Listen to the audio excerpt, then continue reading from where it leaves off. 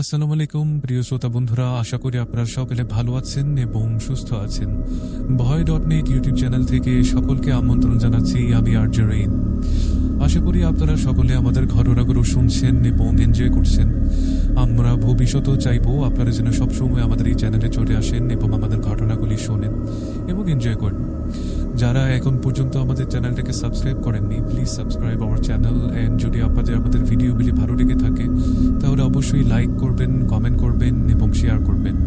আমাদেরকে অবশ্যই জানিয়ে দেবেন আপনাদের ফিডব্যাকগুলি। আজকে আমাদের নতুন একটি এপিসোডে, অর্থাৎ 12তম নয় 13তম এপিসোড, আজকে 13তম এপিসোডে আমি আপনাদের সাথে চলে এসেছি 2-3টা ঘটনা শেয়ার করার জন্য, যে ঘটনাগুলো অ্যাকচুয়ালি আমি আপনাদেরকে পড়ে শোনাবো। কিন্তু ঘটনা পড়ে শোনার আগে আমি আপনাদেরকে কয়েকটা কথা বলতে চাই। সেটা হচ্ছে যে যদি আপনারা আমাদের চ্যানেলে ইমেল করতে চান তাহলে আপনাদেরকে যেটা করতে হবে, আমাদের ইমেল অ্যাড্রেসটা একটু মনে রাখতে হবে। আমাদের ইমেল অ্যাড্রেসটা হচ্ছে voy.net@gmail.com, যার স্পেলিং হচ্ছে BHOYDOTNEG@gmail.com।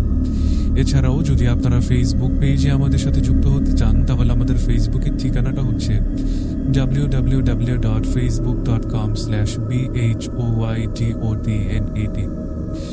চলুন কথা না বাড়িয়ে চলে যাব আমরা আমাদের ঘটনায়। শুরু করছি প্রথম ঘটনা। জাদুবিদ্যা সম্পর্কিত আমাদের সবারই কম বেশি ধারণা আছে। এই জাদুবিদ্যা কেউ শেখে শখের বসে, আবার কেউ বা শেখে কারো উপকার বা অপকার করার জন্য। আমার ঘটনাটা আসলে এই জাদুবিদ্যা নিয়ে। আমাদের গ্রামে এক চাচা ছিলেন, উনি খুব ভালো জাদু জানতেন। তিনি নাকি জাদুর মাধ্যমে অনেক কিছুই করতে পারতেন। আমার চাচুর সঙ্গে ওনার বেশ ভালো পরিচয় ছিল। কথায় আছে, সঙ্গ দোষে নাকি লোহা ভাসে। তেমনি আমার চাচুর একদিন ইচ্ছে হলো উনি জাদুবিদ্যা শিখবেন। চাচু প্রতিদিন অফিস থেকে এসে খাওয়া দাওয়া করে রেস্ট নিয়ে শিখতে যেতেন জাদু। প্রতিদিনের রুটিন ছিল এটা আমার চাচুর। এভাবে 5 মাস শিখার পরে চাচু বেশ ভালোই জাদুবিদ্যা আয়ত্তে আনলেন। আমাদের বাসায় আলাদা ছোট্ট একটা ঘর বানালেন। ঘরটা ছিল চাটাইয়ের। সেখানে চাচু জাদুবিদ্যা সম্পর্কে আরো বেশি ক্ষমতা লাভের আশায় তপস্যা শুরু করলেন। সেই ঘরে চাচুর উপস্থিতিতে অন্য কারো উপস্থিতি একেবারেই প্রহিবিটেড ছিল। সেই ঘরে চাচুর অনুপস্থিতিতেও ঘরের লাইট আপনা আপনি জ্বলে উঠত। আমি বেশ কয়েকবার এই বিষয়টি খেয়াল করেছি। বাসার অন্যদের জানানোর পরও আমার কথা কেউ বিশ্বাস করেননি। চাচু অনেক রাত পর্যন্ত এগুলো নিয়ে পড়ে থাকতেন। কখনো কবরস্থান বা জমির মাঝখানে একা বসে তপস্যা করতেন, কিছু হাসিল করার জন্য হয়তো। চাচুর এইসব কাজের জন্য আমরা বাসার সবাই ঠিক মতো রাতে ঘুমাতে পারতাম না। কারণ আমরা যখন সবাই ঘুমাতে যেতাম তখন টিনের চালের উপরে আচমকা ভারী কিছু পড়ার শব্দ পাওয়া যেত বা কখনো কারো হাঁটার শব্দ পাওয়া যেত। এভাবেই চলতে লাগলো 1-2 দিন নয়, প্রায় মাসখানেক ধরে এমন পরিস্থিতির শিকার আমরা বাড়ির সবাই। পরিবারের সবাই খুব টেনশনে পড়ে গেলেন। আমার চাচুকে আমার বাবা, দাদি, বড় আব্বু সবাই বোঝানোর চেষ্টা করলেন, কিন্তু কিছুতেই তার কথা তিনি আসলে কারো কথাই শুনলেন না। বেশ কয়েকবার এগুলো নিয়ে ঝামেলাও হয়েছে বাসায়। এগুলো ঘটার বেশ কয়েকদিন পরে ঘটল আসল ঘটনা, যার জন্য আমরা মোটেও রেডি ছিলাম না। এর প্রভাব গিয়ে পড়লো আমার চাচাতো বোনের ওপরে। সেদিনের কথা আমি কখনোই ভুলতে পারিনি। সেদিন আমার চাচাতো বোনের জ্বর ছিল গায়ে, প্রচন্ড জ্বর। আমরা সবাই রাতে ঘরের মেঝেতে বসে চা খেতে খেতে গল্প করছিলাম আর আমার বোনের বিছানায় শুয়েছিল। এক সময় অবচেতন মনে তার দিকে চোখ যেতেই দেখলাম কেমন যেন অদ্ভুত আচরণ করছে সে। তার চোখ দুটো রক্তের মতো লাল। আমি ভাবলাম জ্বরের কারণে হয়তো এমন হয়েছে, আমি উঠে যাব। এমন সময় সবার চোখের সামনে ঘটল এক ভয়ানক ঘটনা। সে বিছানা ছেড়ে লাফ দিয়ে চিৎকার করে দৌড়ে দরজা দিয়ে বের হয়ে মেইন গেটের দিকে যাচ্ছিল। তবে মেইন গেট অতিক্রম করার আগেই পরিবারের বড় সদস্যরা তাকে ধরে ফেলে। সে সময় তার শরীরে কেমন যেন এক দানবীয় শক্তি পরিলক্ষিত করা গেল। পরিবারের সবাই মিলেও কোনো না কোনো যেন তাকে আটকিয়ে রাখা যাচ্ছিলই না। সে ছুটতে চাইল বাইরের দিকে। দাদি কিছু একটা বুঝতে পেরে দোয়াদৌড় পড়তে লাগলেন। সাথে সাথে সেসব পড়ে পানিতে ফুঁক দিয়ে তার গায়ে ছিটা দিতে লাগলেন। সে দাদির দিকে ভয়ঙ্কর দৃষ্টিতে তাকালো। আমাদের সেদিনকার পরিস্থিতি লিখে আসলে প্রকাশ করা যাবে না। যাই হোক, সেদিন আব্বু, চাচু কেউ বাসায় ছিলেন না। আমরাও কি করব বুঝতে পারছিলাম না। আমাদের কান্না আর কথার শব্দে গ্রামের মানুষেরা ছুটে আসতে শুরু করলেন। একসময় তাকে দেখতে আসা মানুষের আমাদের বাড়ি একেবারে কানায় কানায় পরিপূর্ণ হয়ে গেল, কিন্তু তখনও সে স্বাভাবিক হয়নি। এর কিছুক্ষণ পর আমার আব্বু আসলেন। আব্বুকে আমি কাঁদতে কাঁদতে যে ঘটনার বিস্তারিত জানাই। এরপর তিনি গ্রামের সেই চাচাকে ডেকে নিয়ে আসলেন, যার থেকে আমার চাচা জাদুবিদ্যা শিখতেন। ওই চাচা আসতেই বোন একটা ভয়ঙ্কর হাসি দিয়ে বলতে লাগলো, তুই আসছিস? তোর সঙ্গী কই? ওকে ডাক, ওর সাথে কথা আছে। সঙ্গী বলতেই এখানে আসলে আমার চাচাকে বোঝানো হয়েছে, যিনি জাদুবিদ্যা শিখছিলেন। এরপর আমার চাচাকে ফোন দিয়ে ডাকা হলো। তিনি আসলেন। তখন গ্রামে আবার চাচা বোনকে জিজ্ঞেস করতে লাগলেন, মানে গ্রামের সেই জাদুবিদ্যা যিনি জানতেন সেই চাচা আমার বোনকে জিজ্ঞেস করতে লাগলেন, একে কেন ধরেছিস? কি ক্ষতি করেছে তোর? সে বলল, আমি একে মেয়ের মতো ভালোবাসি, একে আমি নিয়ে যেতে এসেছি। জাদুকর বললেন, ওকে ছেড়ে চলে যা। সে বলল, আমি একে কখনোই ছাড়বো না, এর সঙ্গে আমি সারা জীবন থাকবো। এরপর আরো কিছু রিচুয়াল করার পর সেই জিন কিংবা অশরীরটি চলে গেল। চলে যাওয়ার সময় বোনের জ্ঞান ছিল না। জ্ঞান ফিরতেই তাকে কিছু জিজ্ঞেস করা হলে সে জানায় তার কিছুই মনে নেই, সে স্বাভাবিকই ছিল। আমরাও আর কোনো কিছু তাকে বুঝতে দেইনি। এরপর সবাই যেতে যেতে মধ্যরাত। তখন বাড়ির সদস্যরা খাবার শেষ করার পর যখন আমরা রুমে ঘুমাতে যাব, তখনই ঘটল ঘটনার দ্বিতীয় পর্ব। ঘরের প্রতিটি জিনিসপত্র মনে হচ্ছে অদৃশ্যকেও ভেঙে ফেলেছে। আসবাবপত্র স্থান পরিবর্তন করছে নিজে নিজেই। এক স্থান থেকে অন্য স্থানে যেন সব শূন্যে ভাসছিল মাঝে মাঝেই, কোনোভাবেই থামছে না। হ্যালুসিনেশন কিংবা দেখার ভুল হলেও একজনের হতে পারত, সবার তো একসাথে হবার কোনো সুযোগই ছিল না। এরপর আমরা আমাদের ঘর থেকে বেরিয়ে অন্য বাড়িতে আশ্রয় নেই। তবে একটু আগে ঘুরে যাওয়া ঘটনার জন্য সেদিন আর কেউ ঘুমাতে পারলাম না। এই ঘটনার পর চাচ্চু জাদুবিদ্যার চর্চা বাদ দিয়েছিলেন সম্পূর্ণভাবে। তবু এই জিনিসটা এখন আমার বোনের পিছু ছাড়েনি। জানি না ভবিষ্যতে কি হবে, কি অপেক্ষা করছে আমাদের জন্য। পরিবারের শান্তিতে সুন্দরভাবেই দিন কাটছিল আমাদের। তবে মাঝে মাঝে বোনের অদ্ভুত আচরণে আমরা কিছুটা বিচলিতই ছিলাম। অদ্ভুত বলতে ভয়ঙ্কর, যেসবের জন্য অবশ্য ধর্মীয় রিচুয়াল এই কিছু চিকিৎসা করা হয়েছিল এক কবিতার চাচার মাধ্যমে। যদিও তাদের সাময়িক কাজ হলেও সেটা পরিপূর্ণভাবে কাজ করত না। আমার বোনের এই অদ্ভুত আচরণের খুব একটা পাত্তা দিইনি তখন আমরা, আর এভাবেই দিন কাটছিল। 2014-তে আবারও আমাদের জীবনে নেমে আসে সেই অমাবস্যা অন্ধকার, যেমনটা আমরা কখনো কল্পনাতেও ভাবিনি। তার সাথে পূর্বে ঘটে যাওয়া ঘটনাগুলো আবারও পুনরাবৃত্তি হতে শুরু করলো। চাচ্চু জাদুবিদ্যা ছেড়ে দেওয়ার পরেও কেন আবার এসবের উপক্রম, প্রশ্নটা পরিবার রেখে দিলেন। শেষবার অশরীরে ছেড়ে যাওয়ার সময় বলেছিল সে আবারও ফিরে আসবে, তবে কি এই তার আগমন? বোন মাঝে মাঝেই ঘুমের করে বাইরে চলে যেত, কখন আবার পাগলের মতো ঘরের কোণে থেকে একাই নিজের সাথে কথা বলত। আমরা তাকে জিজ্ঞাসা করলে সে কোনো উত্তর দিত না, শুধুই রাগি চোখে আমাদের দিকে তাকে উল্টা প্রশ্ন করত, দেখতে পাচ্ছিস না আমি কারোর সাথে কথা বলি? যা এখান থেকে। পরিবারের সবাই একদিন বিকেলে বাইরে আড্ডা দিচ্ছিলাম। পরিবারের আলোচনা আর গল্পের সময়টা বেশ ভালোই কাটছিল। তবে এর মধ্যে ঘটল এক ভয়ানক কাণ্ড, যা আমার পরিবার আজও ভোলেনি। হঠাৎ তখন আমার বোনের হাত পা কেমন যেন বেঁকে যেতে শুরু করলো। চোখগুলো রক্ত জমাট বেঁধে কেমন যেন ভয়ঙ্কর লাল বর্ণ ধারণ করেছিল, যেন আগ্নেয়গিরির শিখা জ্বলতে মণিকঠোরে। আবারও ছুটতে শুরু করছিল। থামিয়ে রেখেছিলাম আমরা। সে সময়ের মুখে একটাই কথা, যেতে দাও, যেতে দাও, নয়তো সারা জীবনের জন্য হারাবা। পরিবার এসব দেখে মুহূর্তে ভারাক্রান্ত হয়ে গেল। আমাদের কেউ তার হাত, কেউ বা পা সোজা করে ধরার চেষ্টা করছিল, কোনোভাবেই হচ্ছিল না। ও শরীরে যেন অতিমানবীয় শক্তি চলে এসেছে। বারবার আমাদের সবাইকে ছিটকে ফেলে দিচ্ছিল সে। বাঁকা হাত পা নিয়ে কেমনভাবে অদ্ভুতভাবে চিৎকার করে ছুটে চলেছিল বাইরের দিকে, উদ্দেশ্য যেন অজানা। সেই সন্ধ্যায় আমরাও তার পিছু পিছু ছুটছি, তবে নাগাল পাচ্ছি না তার।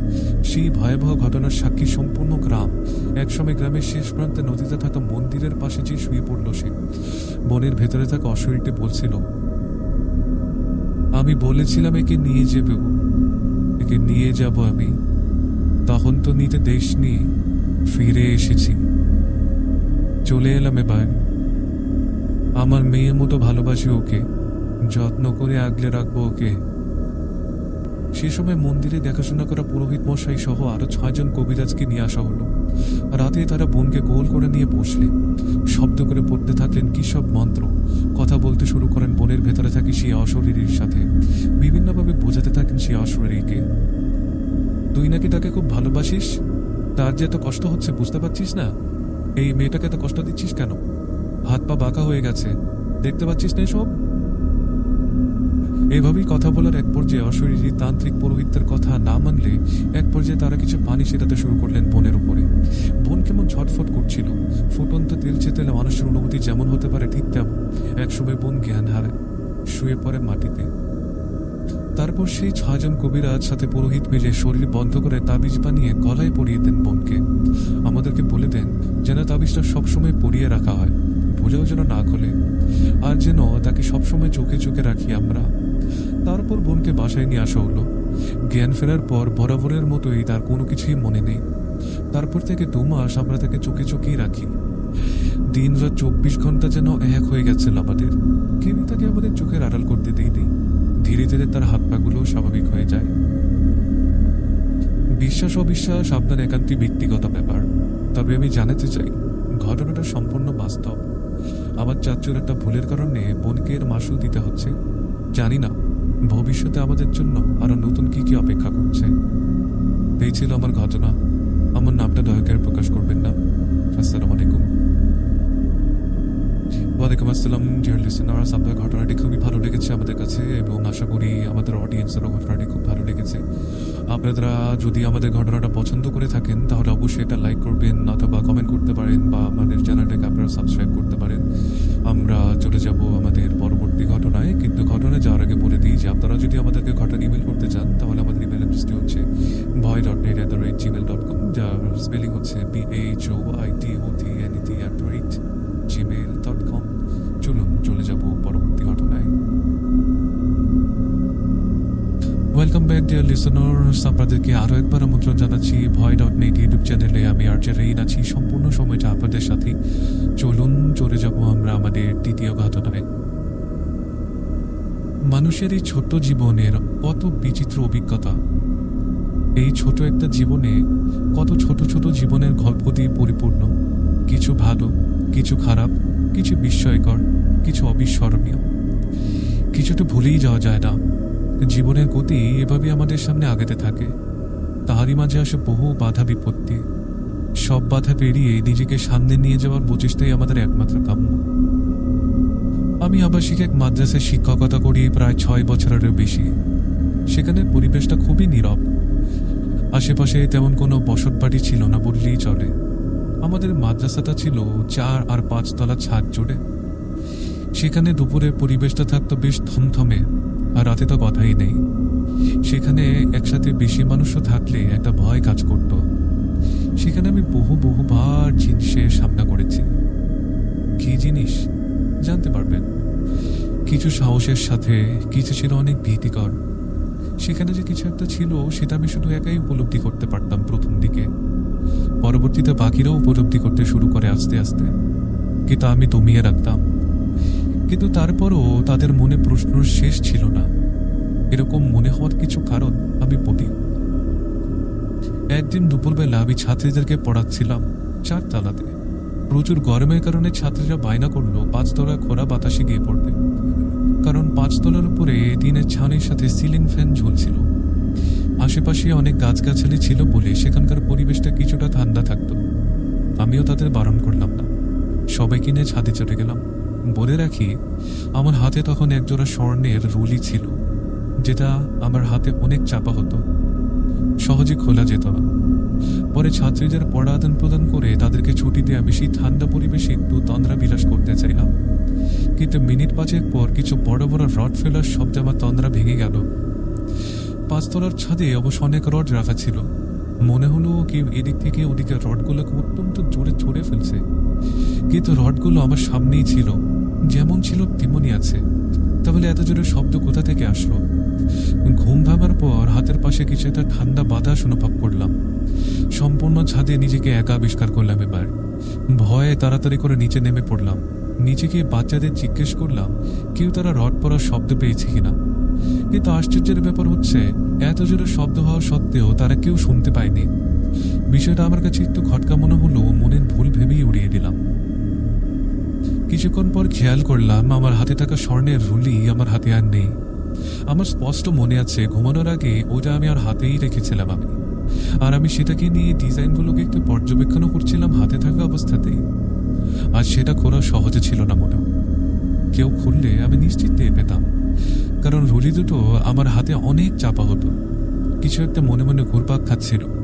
তারপরেও কাউকে কিছু না বলে দুজনকে সাথে নিয়ে তড়িঘড়ি করে ছাদে গিয়ে কাজ শুরু করলাম। খুঁজতে থাকতাম চুড়িগুলো। এদিকে চুড়ি পেলাম বালিশের নিচে, আর অন্যটি খোঁজাখুঁজির পর্ব দেখলাম সেখানে রডগুলো রাখা, সেখানেই চুড়ি। চুড়ির শুধু এক ঝলক দেখা যাচ্ছে।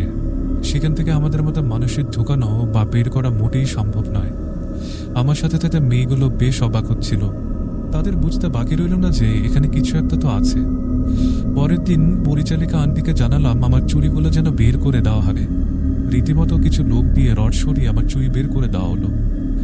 লোকগুলো বের করার সময় চোখগুলোকে বলতে শুনেছি, এভাবে কেউ চুরি রডের ভেতরে ঢুকে নাকি? পাগল মানুষ যত সব। আরও অনেক কিছু তারা নিজেদের মধ্যে বলা বলি করছিল। তারপর থেকে প্রতিদিন ছাদে চলে আসার সাথে সাথে খুব জোরে জোরে রডগুলোকে টেনে ওদিক ওদিক নিয়ে যাওয়ার আওয়াজ হতো। অনেক জোরে শব্দ হতো। এর আগেও আমি শব্দ পেতাম, কিন্তু তখন কিছুটা কম ছিল। রাত গভীর হওয়ার সাথে সাথে আওয়াজগুলো যেন প্রকট হতো। চারতলাতে থাকা সবাই রড টানার শব্দ শুনতে পেত। দিন দিন সবাই যেন অতিষ্ঠ হয়ে ওঠে। শব্দে কেউ ঘুমাতেই পারত না। অনেকদিন মেয়েরা শব্দে আসার সাথে কিছু দেখত, কিন্তু তারা কিছুই বলতে পারত না। হয়তোবা ছায়া দেখত, কিন্তু কোনো মানুষ বা কোনো অন্য কিছু দেখতে পেত না। রড যেভাবে ছিল সেভাবেই পড়ে আছে, কি দেখা যেত। দিন দিন শব্দের প্রকট আরো বেড়ে যেতে থাকে। তার মাঝে একদিন দুপুরে ছাত্রীদের পড়া শেষ করে আমি সেখানেই ঘুমিয়ে পড়ি। সেদিন মেয়েরা পুরো বিকেল কেউ না কেউ ছাদে ছিলই, তাই হয়তো আমার কোনো প্রবলেম হয়নি রাতে ঘুমাতে বা কোনো শব্দ পাইনি। প্রায় সন্ধ্যা, তখন আমার ঘুমটা ভাঙে। কেউ তখন ছাদে ছিল না, সবাই নিচে চলে গেছে। তাই আমি তড়িহড়ি করে সিঁড়ি দিয়ে নিচে নামছিলাম। ঘুম ঘুম চোখে আস্তে আস্তে নামলাম। হঠাৎ নিচের দিকে আমি তাকে বিস্ময়ের সাথে চমকে উঠি। সিঁড়ির মাঝখানে যে অংশে ফাঁকা থাকে সেখানে কে যেন দাঁড়িয়ে আছে। তিনি সাধারণ মানুষের মতো নয়। তার কুৎসিত কালো পা ছিল ফ্লোর থেকে 1 হাত উপরে, আর মাথা আমি খুঁজে বের করতেই পারলাম না। মনে হলো সাদা রঙের পাঞ্জাবি তার গায়ে জড়ানো, আর আমার দিকেই ফিরে আছে। সাথে সাথে আমি আয়তল কুস্তি পড়া শুরু করলাম, আর সেই ভয়ানক বিরাট বস্তুটি আমার সামনে থেকে কোথাও যেন উধাও হয়ে গেল। সেদিনের পর আর একা ছাদে যায়নি। পরে নিচে গিয়ে সেদিন পরিচারিকা আন্টিকে বিষয়গুলি জানাই। আন্টি পরদিন হুজুর দিয়ে পুরো বাসাকে বাঁধিয়ে দিলেন। এরপর কোনোদিন আর কোনো কিছু দেখতে না পেল। রডগুলো প্রতিদিনই কে যেন এপাশ ওপাশ করত। এখন রডগুলি সরিয়ে ফেলা হয়েছে। এরপর সেখানে কিছু বেঞ্চ রাখা হয়েছিল। তারপর থেকে বেঞ্চে এপাশ ওপাশ করত। এসব এখনো চলমান, কিন্তু অভ্যস্ত হয়ে যাওয়ায় আমরা আর কেউ আগের মতো ভয় পাই না। এই ছিল ঘটনা। আমি বর্তমানে সেই মাদ্রাসাতেই শিক্ষিকা হিসেবে কাজ করছি। এই কারণে মাদ্রাসার নাম এবং নিজের নামটা আমি প্রকাশ করতে পারলাম না জন্য আই এম রিয়েলি সরি। আমার ঘটনাটি যদি প্রকাশযোগ্য মনে হয় তাহলে অবশ্যই প্রকাশ করবেন। ধন্যবাদ সবাইকে। আসসালামু আলাইকুম। থ্যাংক ইউ ডিয়ার লিসেনার আপনার ঘটনার জন্যে। আশা করি আপনাদের কাছে এই ঘটনাটি ভালো লেগেছে। যদি ভালো লেগে থাকে তাহলে জানাবেন, আর যদি ভালো লেগে নাও থাকে সেটাও আমাদেরকে জানাবেন। আপনি যদি আপনার ঘটনা আমাদেরকে ইমেল করতে চান তাহলে আপনাকে যেটা করতে হবে, আপনাকে আমাদের ইমেল অ্যাড্রেসটা একটু মনে রাখতে হবে। আমাদের ইমেল অ্যাড্রেসটা হচ্ছে bhoy.net@gmail.com, যার স্পেলিং হচ্ছে BHOYDOTNET@gmail.com। যারা এখন পর্যন্ত আমাদের চ্যানেলটিকে সাবস্ক্রাইব করেননি দয়া করে সাবস্ক্রাইব করবেন, এবং যদি আমাদের ঘটনাগুলো আপনাদের পছন্দ হয় তাহলে অবশ্যই লাইক করবেন, কমেন্ট করবেন এবং শেয়ার করবেন। এতটুকুই করতে হবে আপনাদেরকে আমাদের জন্য। যদি আপনারা চান যে আমাদের চ্যানেলটা সামনে এগিয়ে যাক এবং আমরা এইভাবেই আপনাদের সামনে ভয়ানক এবং ভীতিকর ঘটনা নিয়ে যেন হাজির হতে পারি, যদি আপনারা এই জিনিসটা চান তাহলে অবশ্যই আমাদেরকে সাপোর্ট করবেন। আর যদি আপনাদের মনে হয় যে আমাদের কাজ আপনাদেরকে ভালো আনন্দ দিতে পারছে না বা ভালো লাগছে না, তাহলে সেটাও আপনারা কমেন্ট সেকশন আমাদেরকে জানাতে পারেন। We will always try to improve ourselves. আশা করি আপনাদেরকে এভাবেই পেয়ে যাব আগামী সপ্তাহে বা আগামী কোনো দিনে। সামনে পবিত্র কোরবানির ঈদ আসছে। আশা করি কোরবানির ঈদটা আমরা আপনাদের সাথেই কাটানোর চেষ্টা করব এবং আপনারাও আপনাদের ঘটনা পাঠাবেন কোরবানির ঈদে, এই আশায় আমি ব্যক্ত করছি। সকলের কোরবানি ঈদ যেন ভালো কাটে, আল্লাহ যেন আপনাদের সকলকে সুন্দর মতো কোরবানি করার তৌফিক দান করেন, সেই আশা ব্যক্ত করে আমি আরজে রেইন আজ ভয়.net থেকে বিদায় নিচ্ছি। সকলে ভালো থাকুন, সুস্থ থাকুন। আসসালামু আলাইকুম।